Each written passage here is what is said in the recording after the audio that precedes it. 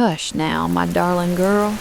Lay your head down easy right there against me, and let old Eleanor tell you something your grandmother told me, and her mother told her, way back before any of us can rightly remember. Listen to that rain falling out there on the balcony, steady as a heartbeat. You hear it? Reckon there ain't a sweeter sound in all this world for drifting off to sleep.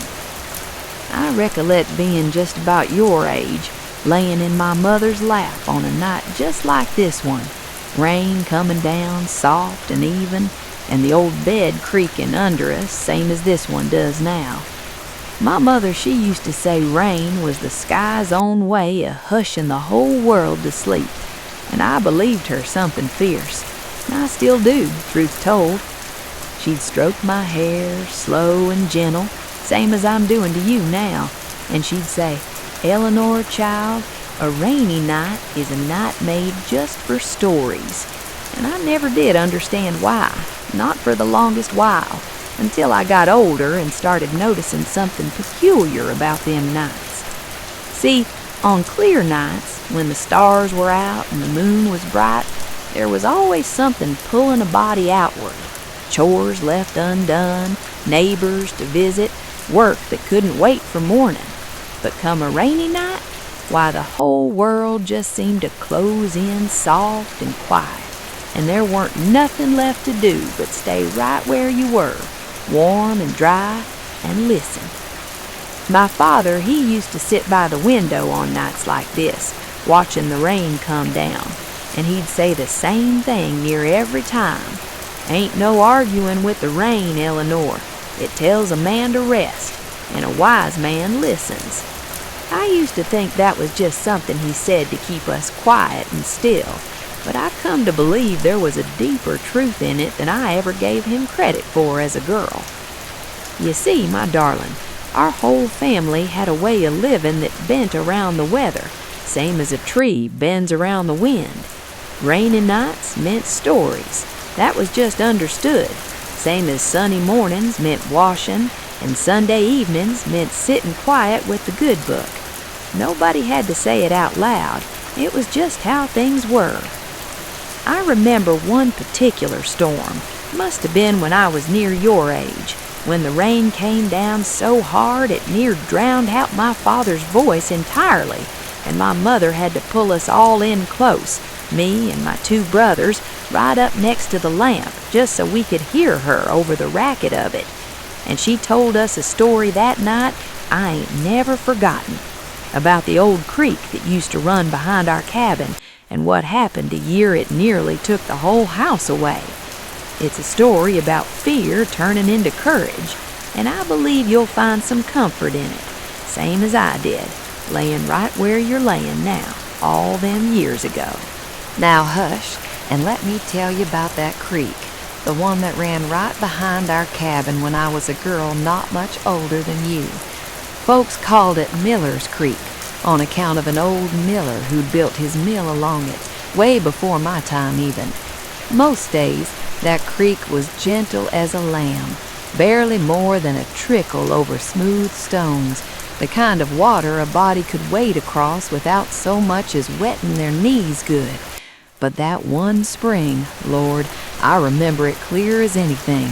The rains came down for near 2 weeks straight, day after day, no letting up hardly at all. My father grew quiet and watchful, spending more time staring out toward that creek than tending to his usual chores.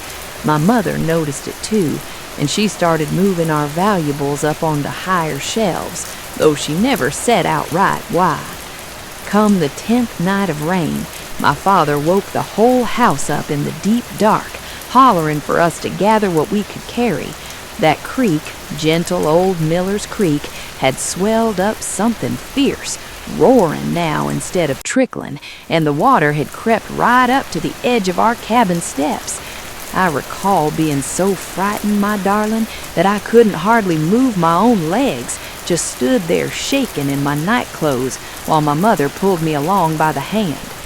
We spent that whole night up on the ridge behind our property, huddled under an old oiled canvas my father kept for just such emergencies, rain still coming down something awful, and the sound of that creek roaring below us like some great hungry animal. Tommy, no, wait, that was my own little brother back then, name of Samuel. He was crying something terrible, and I remember being scared near out of my own mind myself. But here's the thing, child, and this is the part I want you to hold on to. My mother, even in all that fear and confusion, even with the rain soaking through that old canvas and the creek roaring below us fit to swallow up everything we owned, she started telling us a story. Right there on that ridge, in the middle of the night, in the middle of a flood, she commenced telling us about her own grandmother crossing the mountains in a covered wagon, facing storms twice as fierce as the one we were living through. I remember asking her, "Mama, how can you tell stories now with everything we own about to wash away?" And she looked me steady, even with rain dripping off her nose, and she said, "Eleanor, a story doesn't stop the flood, child, but it stops the fear from drowning you before the flood even gets the chance." I ain't never forgot them words, my darling, not once, not in all these years since. She went on telling us about her grandmother's journey, how the wagon nearly tipped crossing a swollen river, how the whole family thought they might lose everything, and how they made it through anyhow, holding on to each other and holding on to hope. And something about hearing that story, right there in the middle of our own frightening night, it settled me down something remarkable. My hands stopped shaking, my breathing slowed. Even little Samuel quieted his crying, listening close to what Mama was saying. Now, I won't lie to you and say that creek didn't take some things from us that night. Come morning, when the water finally settled back down, we found our cabin standing still, thank the Lord, but the chicken coop was gone entirely, washed clean away, and half the garden along with it. My father took it hard, I remember, staring out at all that mud and ruin, but we were all together, my darling, every last one of us, safe up on that ridge, and I believe with my whole heart that it was them stories my mother told right in the thick of our fear that kept us steady enough to make it through till morning. That's the lesson my mother wanted me to carry, and it's the same lesson I aim to pass on to you tonight, laying here safe and dry, with the rain just falling soft and gentle outside our own window, nothing like that terrible flood of my girlhood. A story, my darling, it's got a power to it that goes far beyond just passing the time. It can hold a frightened heart steady when everything else feels like it's washing away. Now rest easy and let me tell you what happened after, once the sun come up and we had to rebuild what the creek had taken. Morning came slow that day, my darling, the sky still gray and heavy, like it couldn't quite decide if it was done crying or not.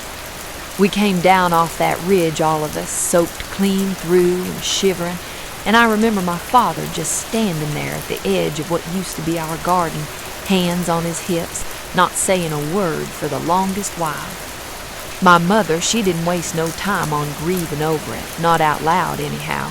She set to work straight away, gathering up what could be salvaged, and she had all us children helping too.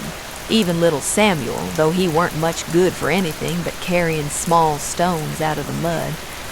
I recall asking her, "Mama, ain't you sad about the garden? Ain't you sad about the chickens?" And she looked at me with the kindest, steadiest eyes, and she said, "Sad don't rebuild a coop, Eleanor. Hands do." It's a simple thing to say, but Lord, it's a hard thing to live by sometimes. My father took to rebuilding that chicken coop first, saying the hens needed shelter before anything else could wait. And as he worked, hammering away at them new boards, my mother kept right on with her stories, telling us about other floods she'd heard tell of, other families who'd lost more than we had and still found their way through it. She had a story for every kind of trouble, it seemed. and I used to wonder where she kept 'em all stored up in her head. I asked her once, "Mama, how do you know so many stories?" And she laughed soft and warm and told me, "A story is just a hardship that somebody survived long enough to tell about it, child. The world's got no shortage of hardship, so it's got no shortage of stories neither. You just gotta listen for 'em." That struck me something powerful as a girl, and it strikes me still now, telling it to you. Every story she ever told me, every single one, it come from somebody's real trouble, somebody's real fear, and somebody finding their way through it anyhow. Ain't nothing made up just to pass the time. Every one of them stories was a kind of proof, I suppose you could say, proof that troubles do pass, even when they feel like they'll swallow you whole in the middle of living through 'em. We spent near 2 full weeks rebuilding after that flood, my darling. The garden had to be replanted from near scratch, and that took the better part of a month before we saw any real growth coming up again. But I remember them weeks fondly now, strange as that might sound to you. Every evening, once the day's work was done, we'd gather same as always, and Mama would tell another story.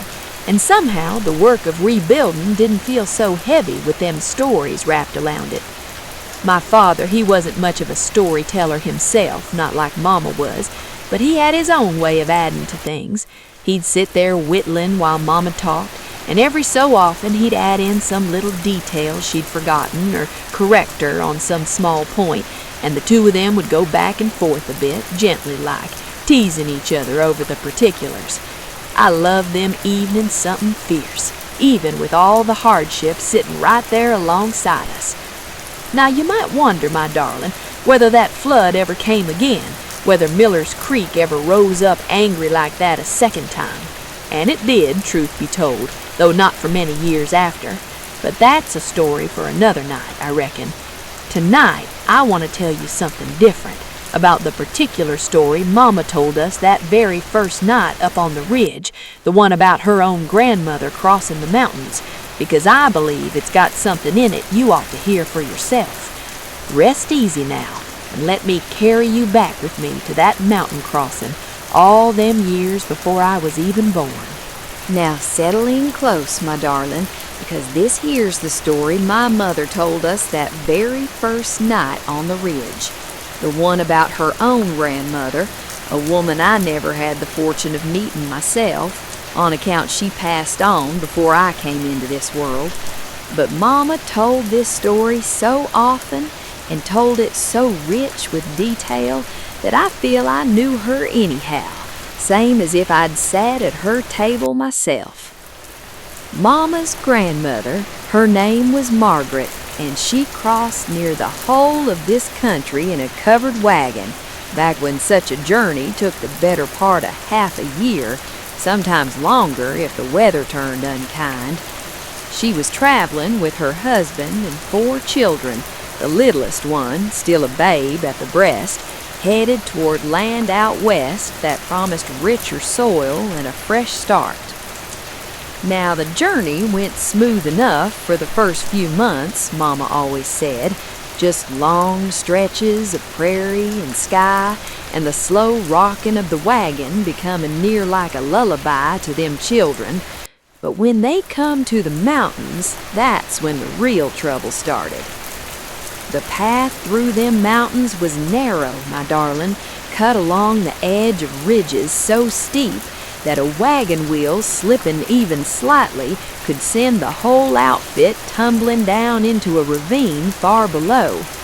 And wouldn't you know it, right as they were making their crossing, a storm rolled in, something fierce, rain turning the trail to slick mud beneath the wagon wheels. Margaret's husband, a steady man by all accounts, walked alongside the oxen, guiding them slow and careful, one hoofball at a time, while Margaret sat up in the wagon with the children, trying to keep them calm, even as the whole wagon lurched and swayed with every uneven step. The littlest one, the babe, was crying something terrible, and the older children were frightened silent, staring out at that steep drop just beyond the wagon's edge. Mama said Margaret started singing to them, soft and low, same as any mother might, trying to drown out the sound of the storm and the fear in their own children's eyes. But the singing alone weren't quite enough, she said, not with the wagon creaking and groaning the way it was, threatening to tip with every gust of wind. So Margaret, steady as she could manage, started telling the children a story instead. A story about a journey she'd heard tell of back in the old country before she'd ever come to America, about travelers crossing even higher mountains, facing even worse storms, and finding their way through by trusting each step to the one guiding them. And my darling, it worked. The children settled, listening close to Margaret's voice instead of the roaring wind outside, and that wagon, slow and careful, one hoofball at a time, made it across that mountain pass without incident, though it took the better part of 2 full days to clear it entirely. When Mama told me this story, she always finished it the same way. She'd say, "Eleanor, your great-grandmother didn't have nothing to fight that storm except her own steady voice and a story to hold on to. And it was enough. It's always been enough, long as there's been families crossing hard country together." I believe that's the very heart of why we tell stories on rainy nights, my darling. It ain't just for passing time till sleep comes. It's for remembering that every storm we face, somebody before us has faced something just as fearsome and found their way through it anyhow. And if they could, well, I reckon we can too. Now close your eyes a moment and let me tell you what became of Margaret and her family once they made it through them mountains, and what she used to say about that crossing in her later years. Well, they made it through, my darling, safe on the other side of them mountains, though Mama always said her grandmother Margaret carried a particular memory of that crossing for the rest of her days. She settled out west, same as she'd set out to do, and raised her children up in a valley so green and gentle, Mama said it hardly seemed like the same world as them steep, storm-battered mountains they'd crossed to reach it. But here's the part of the story that always stayed with me most, even more than the crossing itself. Years later, when Margaret was old and gray, much like myself now, my dear one, she used to sit her own grandchildren down on stormy nights, same as Mama did for us, and same as I'm doing for you right now, my darling. And she'd tell them about that mountain crossing, but not in the way you might expect. She never dwelt much on the fear of it, Mama said.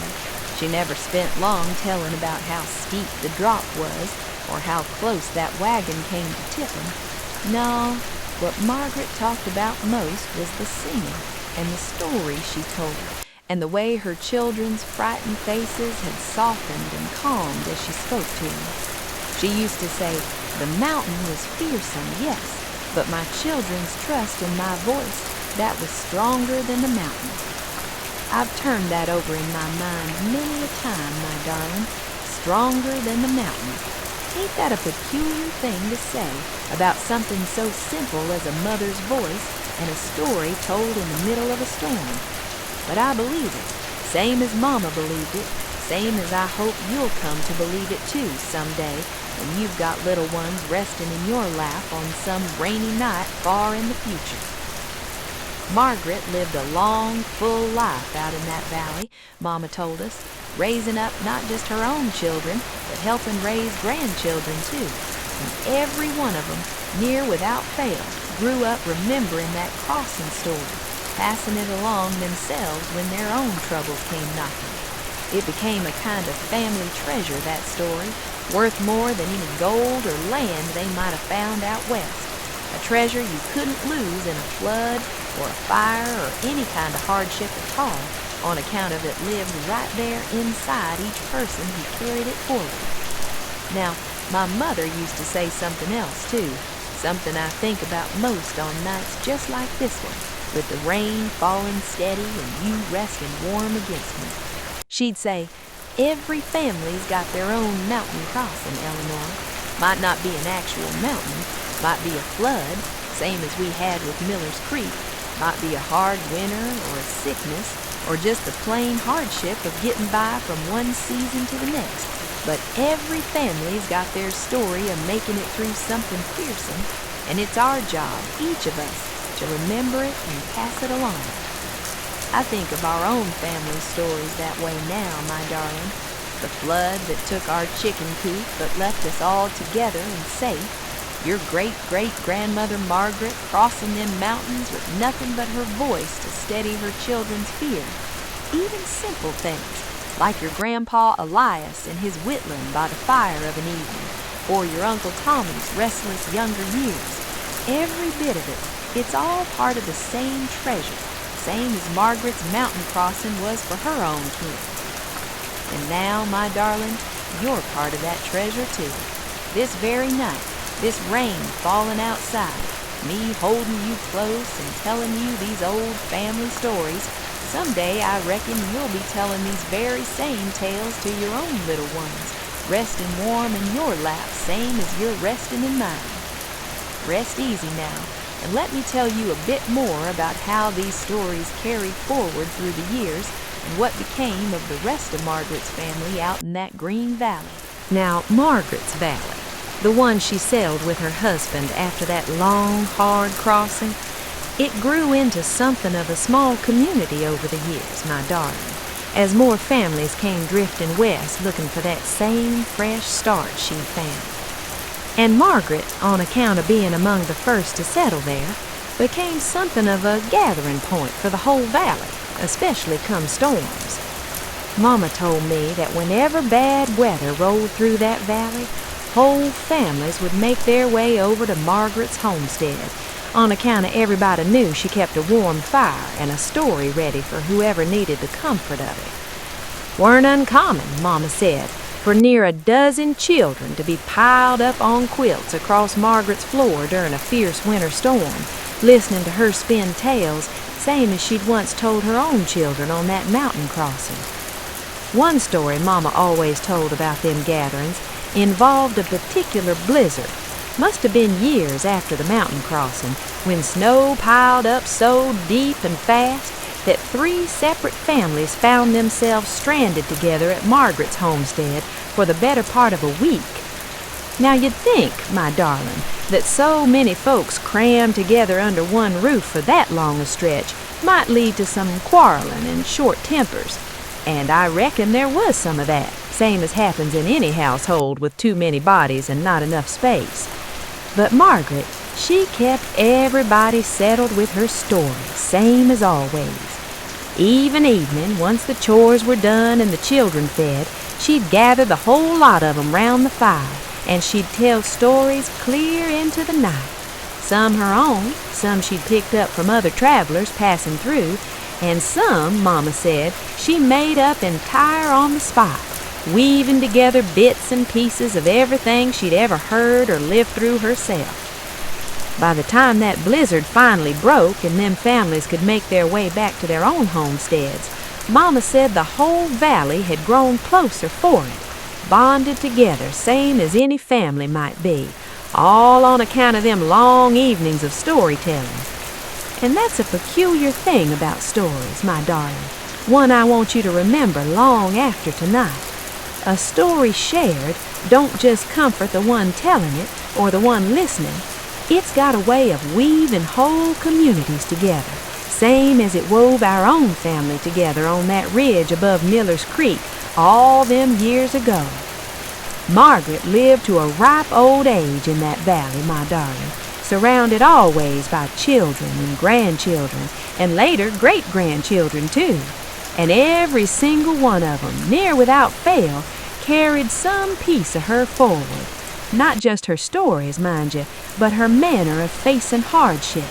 Steady, unhurried, trusting that whatever storm come along, whether it be an actual storm or just some hard turn of fortune, there'd be a way through it, long as folks stayed close and kept telling each other the stories that mattered most. I think on Margaret often, my darling, especially on nights just like tonight. Rain falling soft outside, you resting warm against me. I never did meet her myself, as I told you, but I feel I know her anyhow, through all them stories Mama passed along.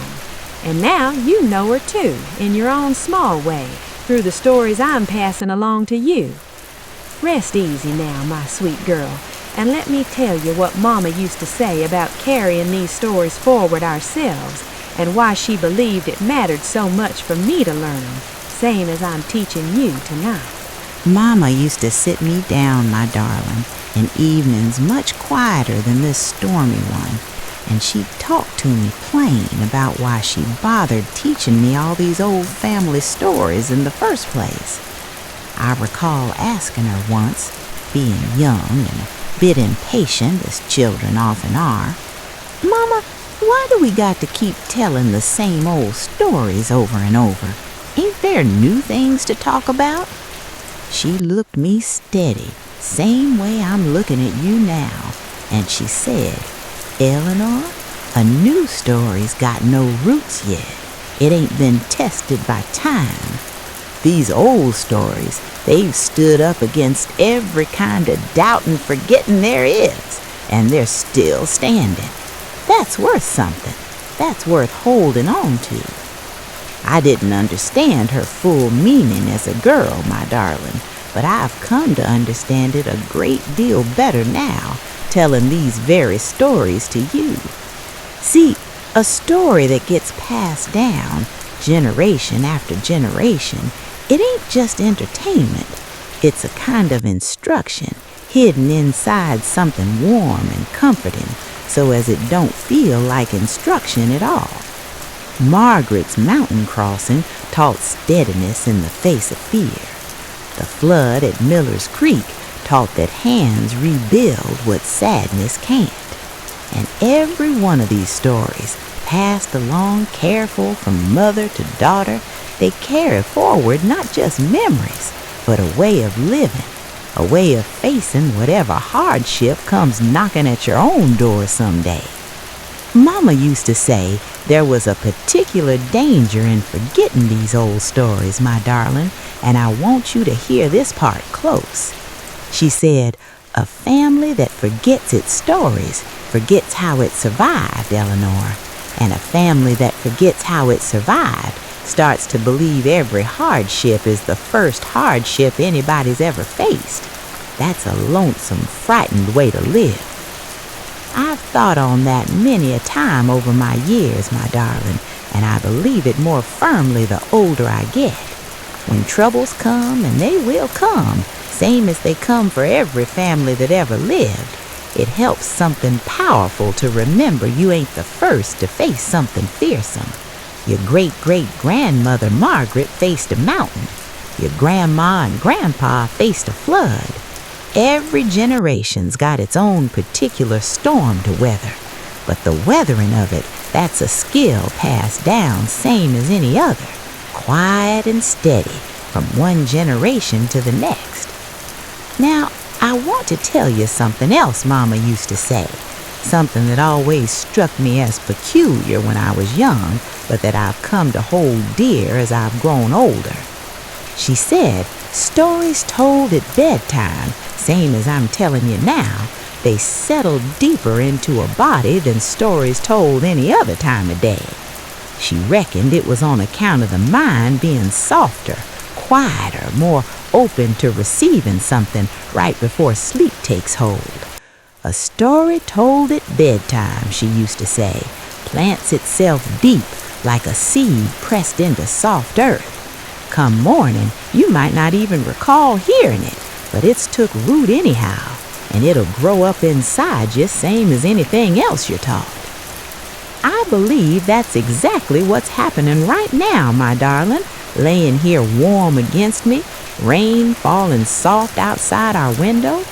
These stories I'm telling you tonight about Margaret, about the flood, about the whole treasure of hardships our families weathered and survived, they're planting themselves deep inside you, same as they planted themselves inside me all them years ago, listening to my own mother's voice on rainy nights just like this one. Now, rest a little longer, my sweet girl, and let me tell you about the last thing Mama ever told me about these stories. Something she said to me on the very last rainy night we ever spent together before she passed on. That last rainy night with Mama, my darling, I remember it clearer than near any other memory I carry of her. She was getting on in years by then, her hands grown thin and spotted, her voice a bit more tired than it used to be, but her eyes, Lord, her eyes stayed just as bright and steady as ever, right up until the end. I'd come to visit her that evening, bringing my own children along, your uncles and aunts when they were still just little ones themselves. A storm rolled in something fierce that night, same as tonight, rain coming down steady against her windows, and she asked me to sit with her a while after the children had gone off to sleep in the next room. She held my hand, my darling, same as I'm holding yours right now, and she said, "Eleanor, I want to tell you something plain so you don't forget it after I'm gone."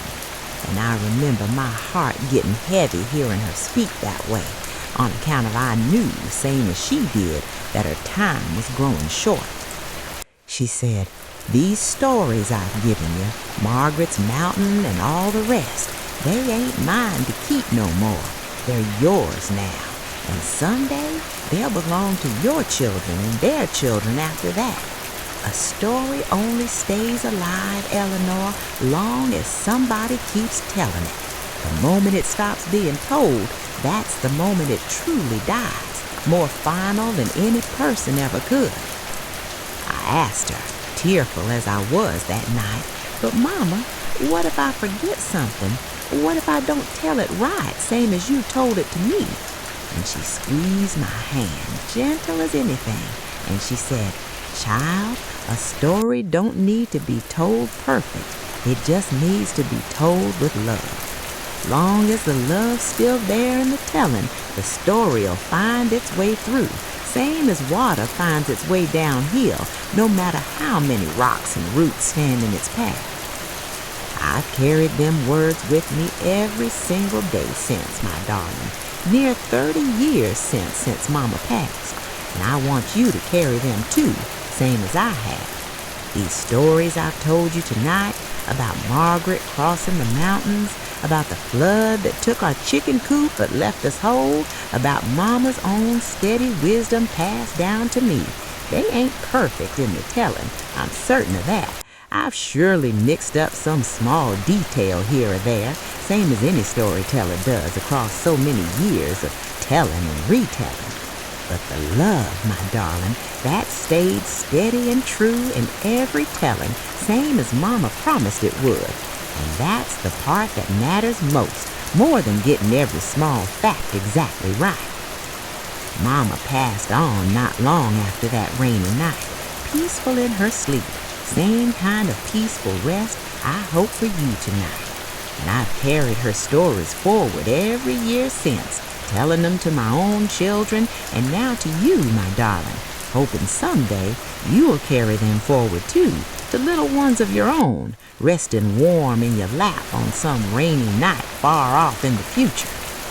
Rest easy now, sweet girl, and let me tell you just a little more about how I've come to understand Mama's final lesson and what it means for the two of us, right here, right now, on this rainy night together. I've thought long on Mama's final lesson, my darling, turning it over in my mind many a quiet evening since she passed. A story don't need to be told perfect. It just needs to be told with love. Simple words, and yet I believe they hold more wisdom than near anything else she ever taught me. See, I used to fret something terrible back when I first started telling these stories to your uncles and aunts, worrying I'd get some detail wrong, some small piece of Margaret's crossing or the flood at Miller's Creek twisted up different than how Mama told it to me. I'd lay awake some nights, my darling, fretting over whether I was doing right by these old family stories, whether I was honoring Mama's memory proper by passing them along.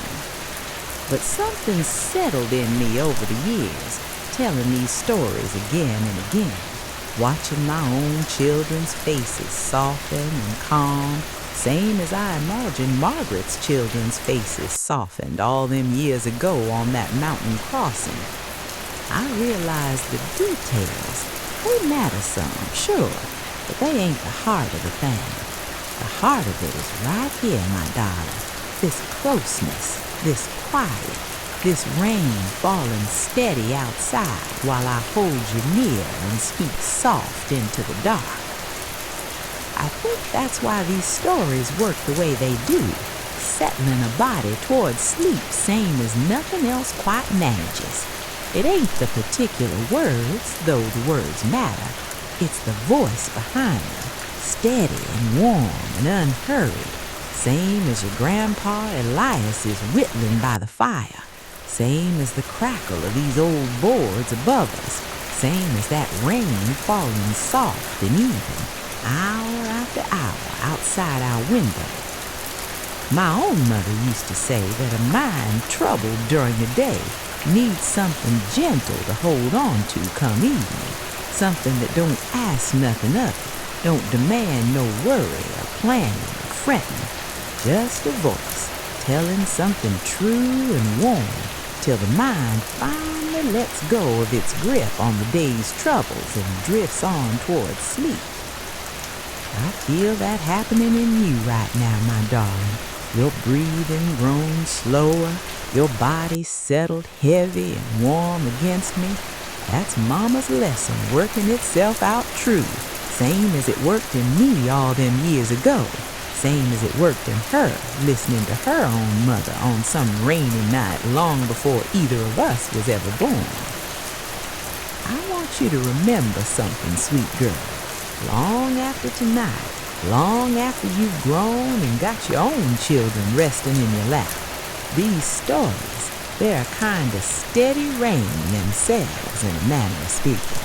They fall soft and constant, generation after generation, never rushing, never demanding, just falling gentle and sure, same as the rain outside our window tonight. And same as rain feeds the earth quiet and unseen, these stories feed something deep inside a family, something that don't show itself loud or obvious, but that holds everything together anyhow, steady through every storm that comes. Rest now, my darling. We're coming near the end of our story tonight, but I want to leave you with just a little more before sleep takes you all the way under. Well, my sweet girl, the rain's still falling soft outside, same steady rhythm it's kept the whole night through, and I believe it's about time I let you drift on off, same as Mama used to let me drift off all them years ago in her own lap. I want you to remember, come morning, even if you don't recall every word I've told you tonight, that you come from a long line of folks who faced hard things and found their way through anyhow. Margaret and her mountain, your grandpa and grandma and that flood at Miller's Creek, Mama holding my hand on her very last rainy night, passing along her final lesson about loving more than perfecting in the telling. And now, my darling, you're part of that same line, resting here warm against me, this rain falling steady outside, same rain that's fallen on every one of our family's rainy nights, clear back to Margaret's own mountain crossing and further still, I reckon, further back than any of us could ever rightly trace. Someday, sweet girl, you'll be holding your own little one close on some rainy night far off in the future, and I hope when that day comes, you'll remember these stories, not word for word perhaps, but in your heart, in the steady warmth of telling them along, same as Mama passed them to me, and I've passed them now to you. The lamp's burning low now, and the rain keeps falling steady, and I feel you settling heavier against me, sweet girl. You're breathing slow and even, drifting now towards sleep, same as countless little ones have drifted, listening to their own mother's voices on rainy nights, stretching back further than any of us could ever count. Rest easy now, my darling. Let the rain sing you the rest of the way to sleep, same as it sung our whole family to sleep for generations past. I'll stay right here beside you, holding you close, same as my own mother held me, same as her mother held her, all the way back to Margaret on that mountain, trusting every step through the storm. Good night, sweet girl. Sleep deep and dream gentle, and know you're loved beyond any measure, same as every child in our family has been loved, resting warm in a mother's arms on a soft, rainy night such as this one.